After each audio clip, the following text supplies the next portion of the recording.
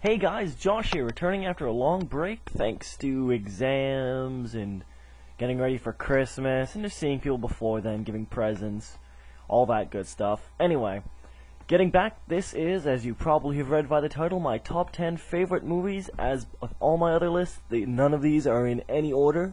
However, they are all great games in my opinion.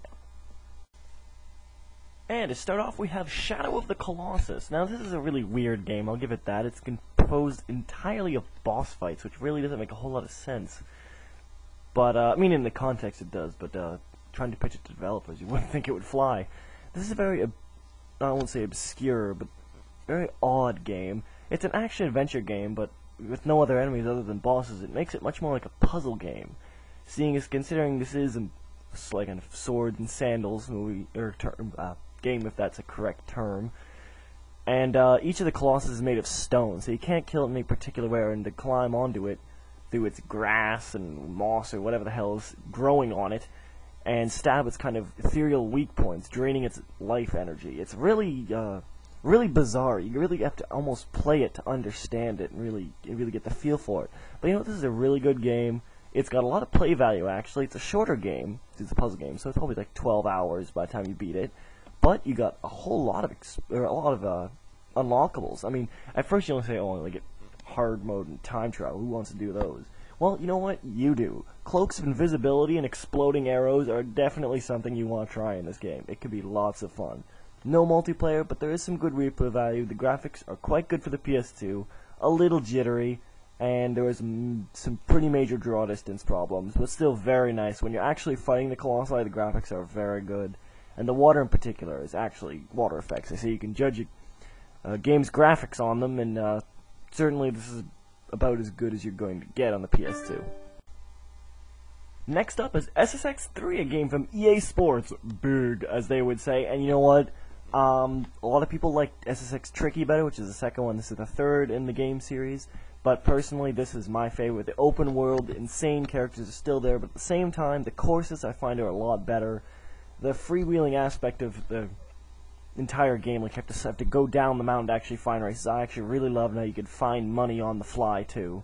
It was quite cool. It had a great selection of music, what you'd expect in this type of game, but still a great selection of music. Multiplayer component, not too hot, but you could still play with two people, split screen. Online is available. And you know what? I would say this is definitely a game worth owning. I just like to chill out to this game. It's a fun game, and it makes you feel good, you know. You get good at it. You can just kind of slide through it and relax.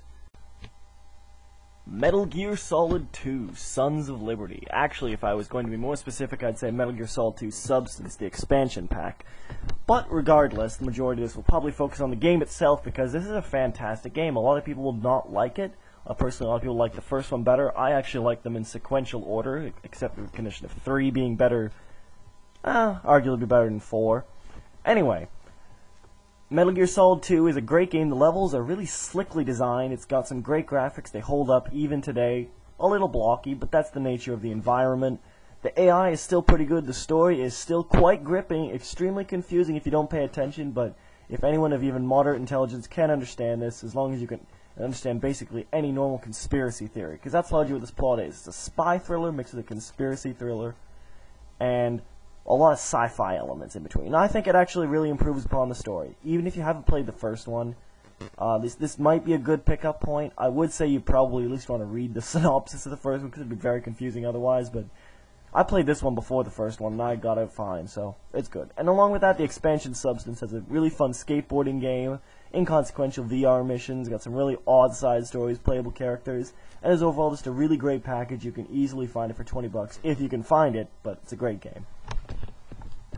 Picture this, a game entirely composed out of quick-time events and basically a point-and-click style adventure game. Sound amazing? No, I know. It sounds terrible. But this is a fantastic game. It starts out with you having a cult-like murder in the middle of a diner. You don't remember what happens, why you did it, or, in the world, how you could not control yourself. Now, the entire plotline follows you, the main character, who has committed this crime, trying to get out of it as well. You also play the detectives trying to catch you, which makes for a really weird cat-and-mouse game at times. Outside of a few really random things, such as a basketball game that plays no importance to the story, anyone who's played this game surely knows what I mean, This is actually a pretty good story. It does fall apart somewhat in the third act, but it's still fascinating in most of the time, and is overall definitely worth the play. This is an extremely underrated game. This is by the creators of the new game coming out sometime next year, maybe 2010, called Heavy Rain. This is really one of the best stories in a video game. Like I said, it does fall apart in the third act, but you know what? Even still, this is a great game. Its interactivity is actually quite amazing. I mean, there are a lot of points where it may be a little unfair, and sitting through the dialogue could be a little frustrating. But you know, if you ever get bored, you can switch the crazy dialogue options or make yourself go insane. Always a plus. Resident Evil 4, well known to many, I'm sure, as it's traversed quite a few systems, starting with the GameCube to the PS2, now on the Wii and the next-gen systems. Anyway, Resident Evil 4, having never been a fan of the other Resident Evil franchise, in fact, I actually hate the older ones, I played them before this. This is one of my favorite games. It's got incredible action. The control scheme is a bit clunky, but ironically enough, does actually help add to the tension. There is a decent story, cheese, obviously, but enough to propel you along and throw you into some truly crazy situations reminiscent of Dawn of the Dead and Resident Evil's own brand of horror, which is absolutely insane at times. This is more of an action game than a horror game, so if you don't like horror games, you know what, you still may want to check this out. Doesn't have a huge amount of extras, some good unlockables, but you do have to play through the game entirely again. Note, if you do get the PS2 version of this game, it does come with a side story. It runs about 6 to 8 hours called Ada's Missions, where you play a separate character. This is not multiplayer, but this is a great game. The graphics are fantastic, no matter what system you play it on. And this is rated Game of the Year by a lot of places, a lot of magazines, for good reason.